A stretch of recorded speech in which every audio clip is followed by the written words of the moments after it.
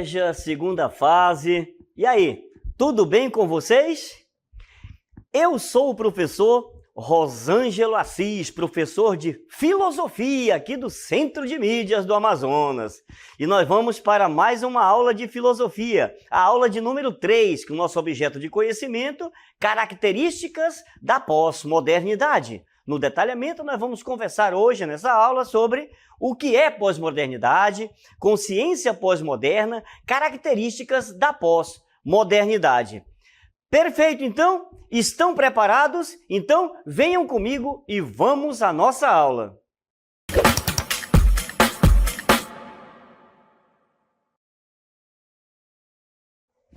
Muito bem, estamos aqui para entendermos um pouco mais o que era essa ideia de pós-modernidade, não é?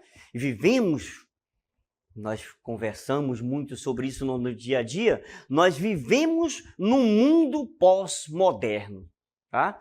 A ideia é essa, um mundo muito rápido, um mundo que as coisas acontecem de maneira muito rápida. Quando a gente pensa que não, já aconteceu, né? Tudo estará ali na frente da gente de uma maneira muito clara, muito objetiva, muito precisa, mas também, muitas vezes, de uma maneira muito o quê?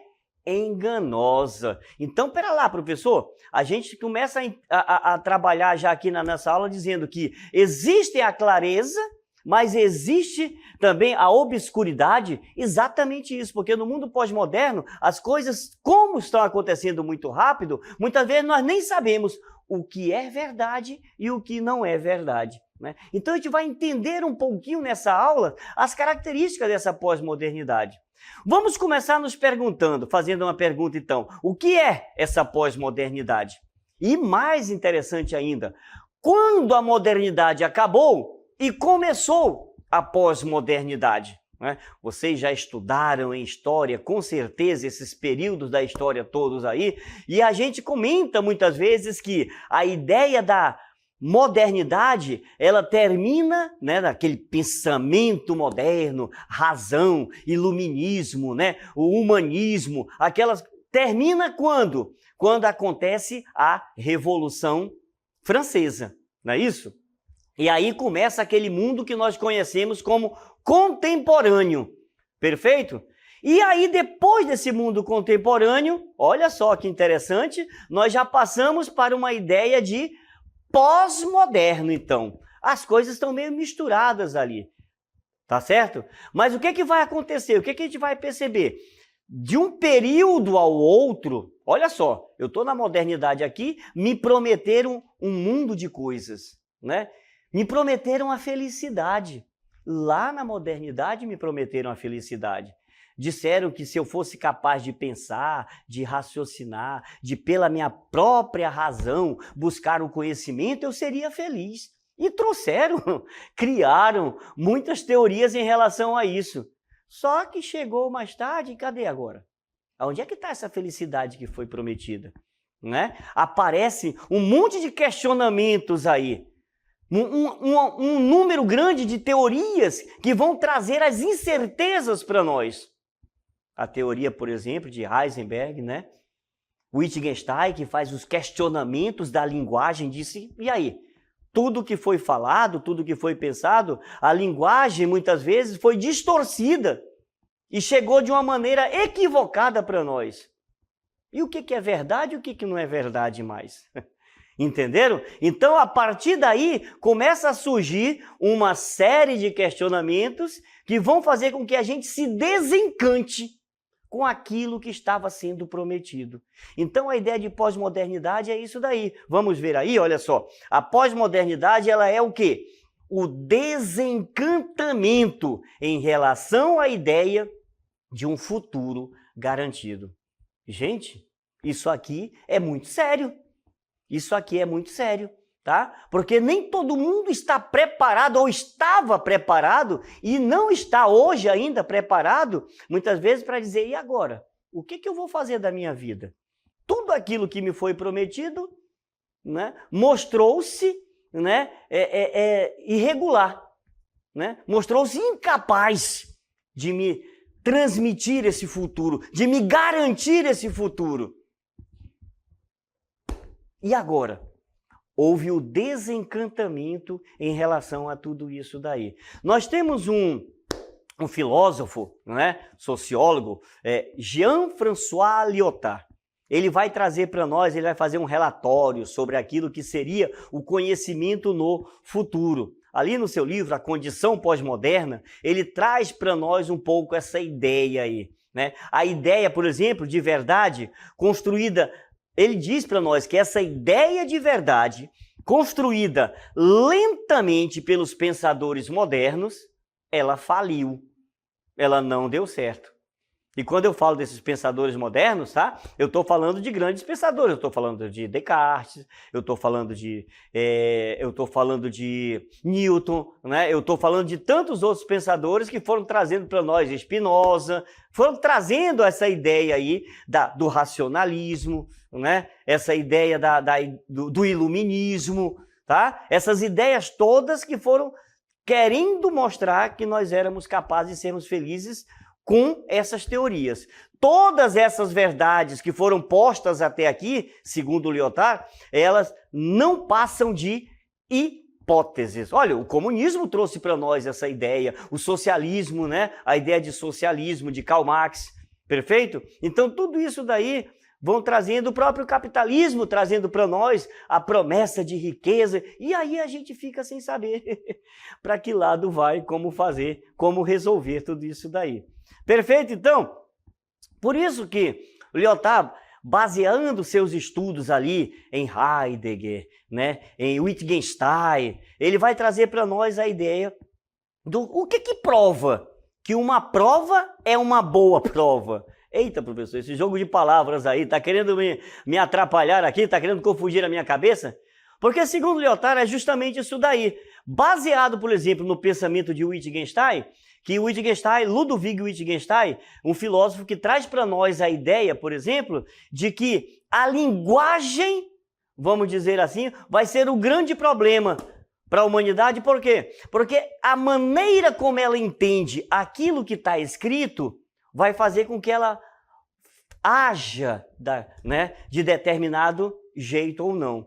E o Wittgenstein vai dizer, só que muitas vezes nós entendemos errado aquilo que está sendo falado. Vou dar só um exemplozinho aqui para vocês.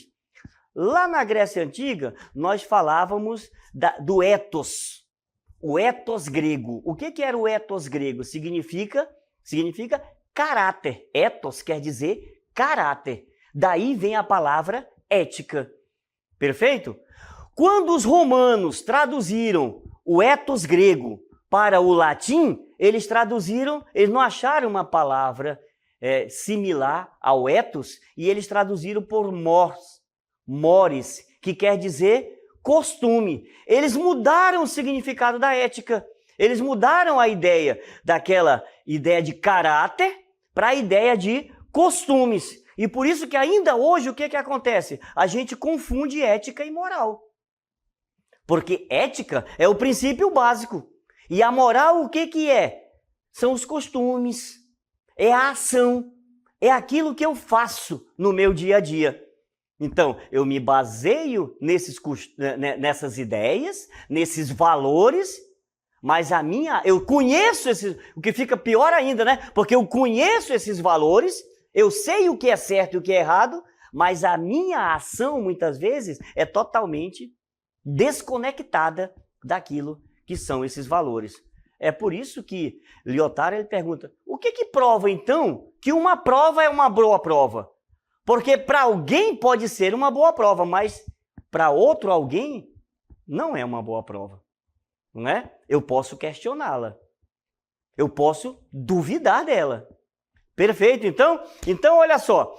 A pós-modernidade ela traz algumas características para nós. Vamos lá, então. Nessas características. Uma das características da pós-modernidade é aceitar a diferença e misturar tudo. Já prestaram atenção nisso? Tudo junto e misturado, né? É uma das características da pós-modernidade hoje. Não se trabalha pelo menos nisso. É por isso que muitas vezes nós fazemos questionamentos quando a gente encontra ainda dentro da nossa sociedade, né, a ideia de diferente. Né? Não, a ideia agora é misturar tudo. Nós temos que aceitar a diferença, a maneira como o outro pensa, a maneira como o outro se veste, a maneira como o outro fala. Né? A gente tem que aceitar as crenças religiosas e culturais de cada povo, aceitar as diferenças, né? Então, tudo isso daí é muito importante já, é uma característica forte da pós-modernidade. Vamos dar um exemplo muito claro disso daí, a questão da própria família, né? A família, ao longo da história, ela foi muito padronizada, né? Nós tínhamos muito a ideia daquela família pai, mãe e filhos, aquela família patriarcal, não é verdade? Hoje já não é mais assim. Nós já temos o quê? Diferentes tipos de famílias aí. Tem pai e mãe, tem pai e pai, tem mãe e mãe, né? Tem os avós que cuidam dos filhos hoje. Então, olha a mistura que está sendo feita aí. Mas continua sendo família? Continua sendo família. E a gente tem que aprender a conviver com essas diferenças? Sim, nós temos que aprender a conviver com essas diferenças aí. Faz parte do quê? Da pós-modernidade. Vamos ver aí, olha só. Olha só aí, essa imagem eu acho bem legal. Vocês estão vendo aí, olha. Tem aquela família lá em cima, todo mundo junto. Pai, mãe, avô, avó, né? Até o cachorro está ali também. Mas tem a família que está só o pai com os filhos e o cachorro. Tem só a mãe com os filhos, não é? Então, vocês estão pensando, tem só os avós com os filhos. Olha lá os tipos de família que vão surgindo. Diferente, tá bom? Outra característica da pós-modernidade, professor, e eu acho essa imagem sensacional. Foquem nessa imagem aí, né? Esse televisor aí, essa tela no lugar das nossas cabeças. Uma das características é essa: propensão a se deixar dominar pela imaginação das mídias eletrônicas. Pessoal, nós estamos diante de um mundo virtual, de imagem, de som, texto em uma velocidade instantânea. Olha eu aqui para vocês, não é? Vocês estão aí do outro lado e eu estou aqui conversando com vocês. Não é verdade? Então nós estamos nesse mundo da imagem, nesse mundo virtual. Às vezes a gente nem conversa mais com as pessoas, não é? Se a gente vai em algum lugar, preste atenção nisso. O que acontece normalmente? As pessoas estão ali conectadas, conversando, né? Através da tela do celular. Não é verdade? Então, isso aí está muito presente no nosso mundo de hoje. Cada vez mais forte. E essa maneira que nos conecta com esse mundo, de uma maneira muito rápida, não é? Ao mesmo tempo que ele nos conecta, que ele nos coloca aí em contato com lugares mais diferentes possíveis, ele também nos afasta. Ele nos afasta, por que ele nos afasta? Porque eu já não converso mais, eu já não olho mais no olho do outro, não é? Eu olho para o outro através aqui, ó, da telinha do computador. Então, é interessante fazer essa reflexão. É interessante pensar, é interessante perceber isso daí. Ao mesmo tempo que a tecnologia trouxe muita coisa boa e interessante para nós, ela nos afastou também. Parece um... né? Como é que pode, professor? É um paradoxo isso daí, né? Porque acontece, ela nos conectou ainda mais, nos trouxe para juntos, porque agora eu posso falar com quem está lá do outro lado do mundo, mas também acabou afastando quem? Eu falo com quem está lá do outro lado do mundo, mas eu não falo com quem está do meu lado. Pensa nisso. Pensa nisso, tá? Nós estamos falando aí de uma característica da pós-modernidade. Temos outra característica? Temos outra característica, não é? A colonização do seu universo pelos mercados. Entram nas nossas casas agora diretamente. Agora não é só mais pela televisão, que antigamente era só pela televisão, mas agora não. Olha os mercados aí. Nós temos o mercado econômico, o mercado político, o mercado cultural, o mercado social, Estão prestando atenção nisso aí? Todos esses mercados estão presentes aonde? Dentro das nossas vidas. Eu não falo mais nem dentro das nossas casas, é das nossas vidas. Porque em qualquer lugar que nós estivermos, eles vão estar ali presentes. E o mercado econômico tomando conta cada vez mais, dizendo o que eu tenho que comprar, o que eu tenho que possuir, o que eu tenho que fazer. E para mim ser feliz eu tenho que ter aquilo, né? E aquilo, e aí, às vezes a gente acaba se endividando todo porque eu quero. Né? Eu quero estar conectado com aquilo que o mundo está me oferecendo. Então, o mercado econômico, o mercado político, né? Que cada vez temos filósofos que falam que a ideia do poder político, né? já é um poder, vamos dizer assim, Foucault vai falar isso para a gente, né? Que o poder político ele já está diluído nas diversas instituições. Ele chama de micropoderes que hoje tomam conta do nosso existir como um todo. E aí começam a criar, vamos dizer assim, coisas que a gente tem que ter, tem que fazer e tem que obedecer muitas vezes. Né? Criam leis, criam normas, criam regras que a gente precisa obedecer, porque se não obedecer, estaremos fora. Estaremos fora.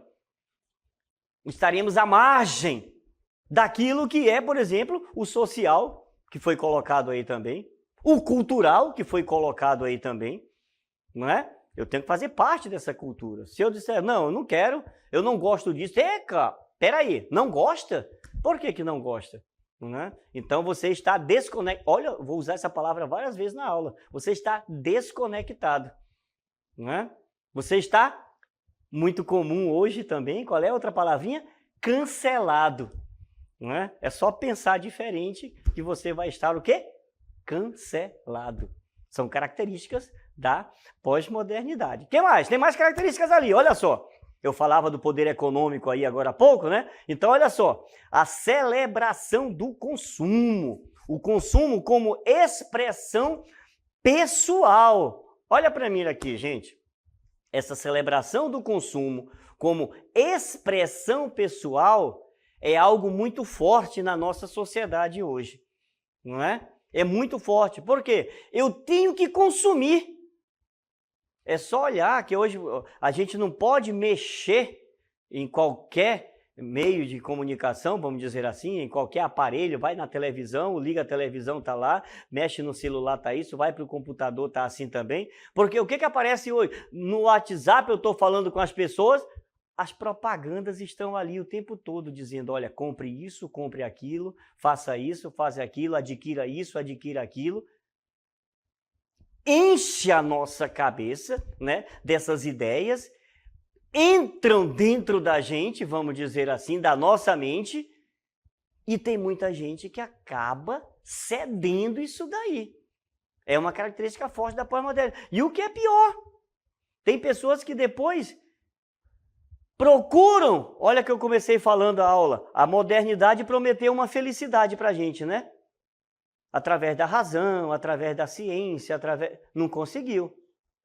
A pós-modernidade também oferece essa felicidade para a gente. Quanto mais conectado estou, quanto mais eu faço o que os outros querem, quanto mais eu penso de acordo com os outros, aí eu vou sendo... E aí aparece aí, né, N redes sociais que a gente fica conectado o tempo todo, ligado, não consegue mais às vezes fazer as coisas, por quê? Porque está conectado ali nas redes sociais, que eu preciso saber o que o meu artista preferido falou, né? Eu preciso saber o que aquela influencer disse para mim, né? O que ela está fazendo, o que ele está fazendo, eu tenho que estar ali conectado o tempo todo. Estão percebendo isso daí? Então, faz parte do quê? Um consumo, né? A celebração desse consumo como expressão pessoal. Então eu tenho que fazer o cabelo, eu tenho que fazer a unha, eu tenho que comprar aquela roupa, eu tenho que comprar aquele carro, eu tenho que comprar aquele sapato. Por quê? Porque a influencer disse para mim, o influencer disse para mim. O artista disse para mim, o meu jogador preferido disse para mim. Olha só que coisa interessante isso daí. A aceleração disso tudo aí, ela transforma o consumo numa rapidez nunca vivenciada. Isso aqui é muito legal. É só vocês falarem com os pais de vocês, né? A gente conversar com os nossos pais, com os nossos avós, com os nossos antepassados, e eles vão falar isso daí pra gente. Quanto tempo durava algo que a gente comprava? Uma geladeira, né? Um celular, até pouco tempo atrás, um celular. Hoje tudo é descartável. E aí, entre parênteses, está uma coisa que me chama muita atenção. Tudo é descartável, desde copos a pessoas. Isso é perigoso, quando a gente começa a descartar as pessoas, né? Quando a gente começa a olhar e diz, tu é descartável, tu pode ser cancelado, né? A gente cancela o outro aí, com uma facilidade muito grande, com uma rapidez muito grande, né? Então, estás descartado. Assim como eu descarto um copo, né? Assim como eu descarto uma colher, como eu descarto muitas vezes uma roupa, alguma coisa assim, eu descarto também as pessoas. Isso aí por quê? Porque tudo está muito rápido, então eu quero ter sempre o que é melhor. Não é? Aquele celular já não me... Ah, mas ele continua falando? Continua. Eu continuo mandando mensagem? Continuo, mas eu quero o melhor. Porque fulano tem, ciclano tem, e eu também preciso ter. Né? Então eu vou dar meu jeito para conseguir aquele também, porque vai me fazer mais feliz. Eu vou ser mais feliz se eu tiver aquele celular, né? Se eu tiver aquela roupa, se eu tiver aquele... E aí vai, né? A gente vai criando necessidades no nosso existir. A gente vai criando maneiras, né? Buscando maneiras de ser feliz. Quando muitas vezes a gente tem que olhar para dentro de si e perceber o que é que está. O que é que eu estou precisando? Não é? Quais são as minhas reais necessidades? Como é que está o meu existir com o outro, com o mundo, com a sociedade como um todo? Prestem muita atenção nisso daí, tá? E ligados a tudo isso, ainda aparece aquele monte de fake news que vão aparecer, a gente não sabe mais o que é verdade e o que não é verdade mais nas notícias, né? A gente lê hoje uma notícia, a gente escuta uma notícia sem saber se essa notícia é verdadeira ou falsa, né? Já tem o quê? Já tem um grupo preparado para espalhar fake news. Olha só que interessante. Como a rapidez de tudo o que acontece no mundo pós-moderno pode nos prejudicar também. E a gente tem que estar muito atento. E a filosofia, ela nos ajuda a isso, né? A filosofia, ela nos ajuda a perceber o que está certo e o que está errado, quem está mentindo e quem não está mentindo. A filosofia ajuda sim. A filosofia, ela faz com que você consiga ler através, né, daquela notícia que está sendo passada. Opa, qual é a ideologia que transmitindo por trás dessa notícia? O que esse, né, jornalista está querendo dizer? Estude o jornalista também, né?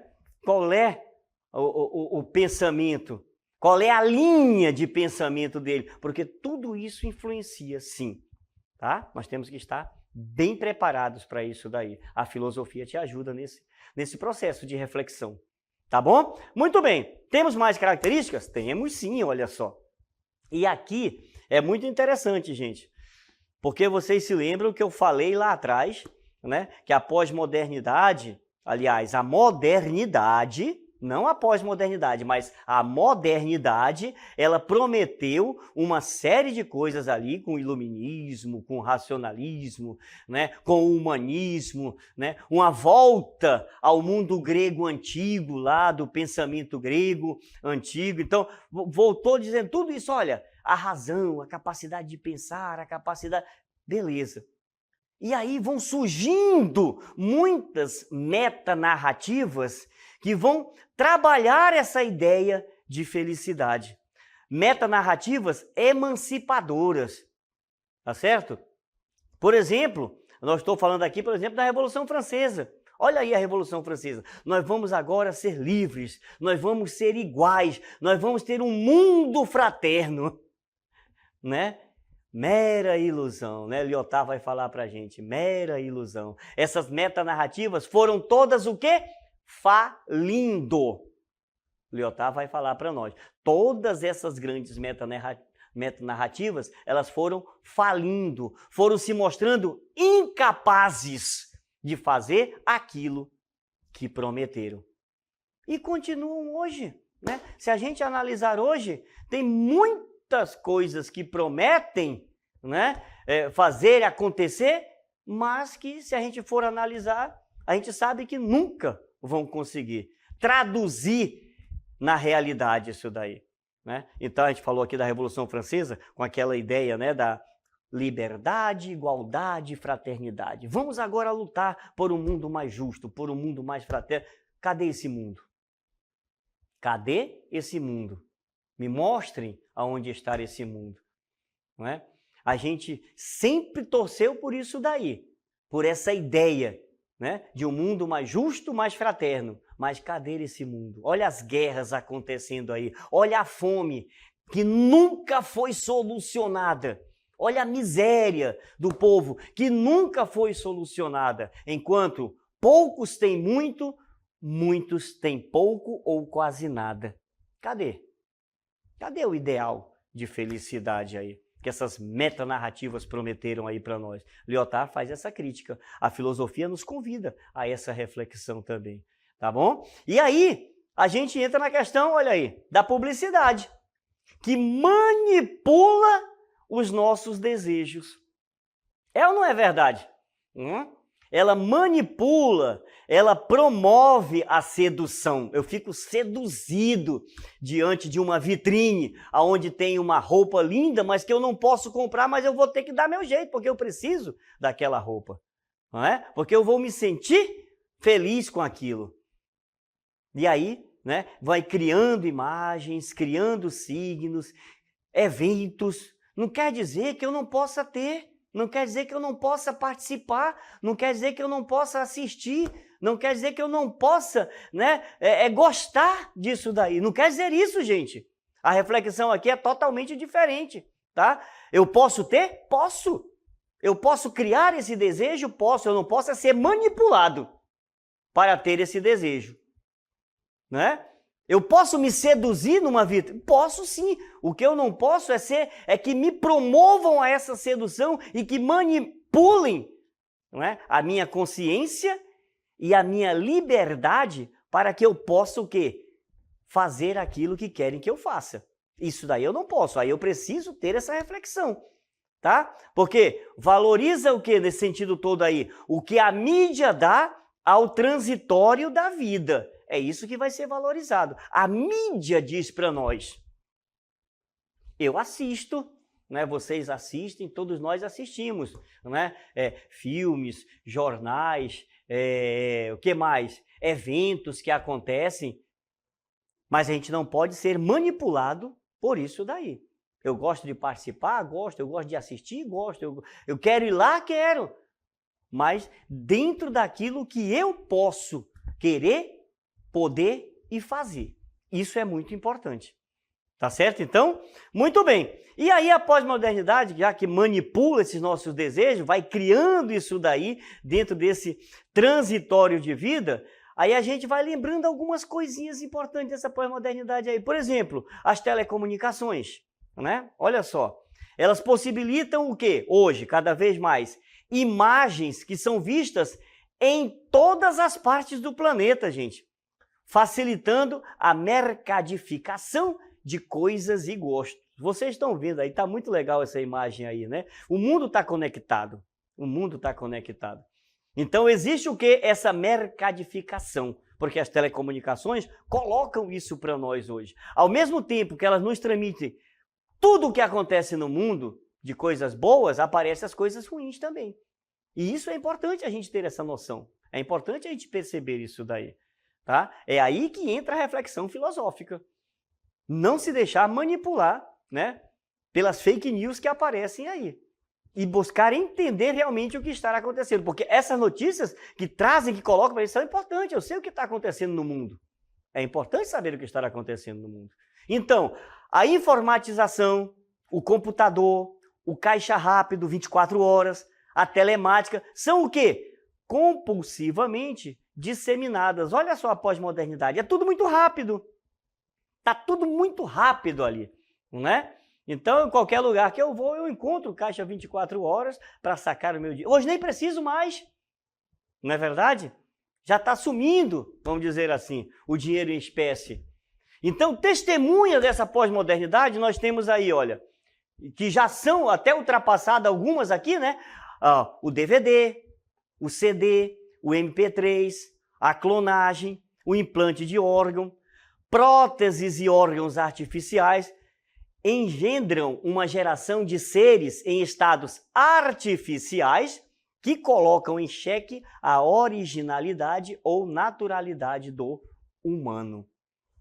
Perfeito? Então, temos que estar preparados para perceber que isso pode ser bom, mas dentro dessa coisa boa que se apresenta para nós, essa pós-modernidade, a gente tem que ir tirando aquela cortina de fumaça, não é?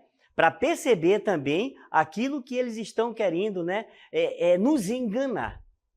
Perfeito? Então, eu acho que é essa a reflexão que a filosofia nos ajuda a fazer. Tá bom então, gente? Espero que tenham conseguido acompanhar a nossa aula aí e até a próxima.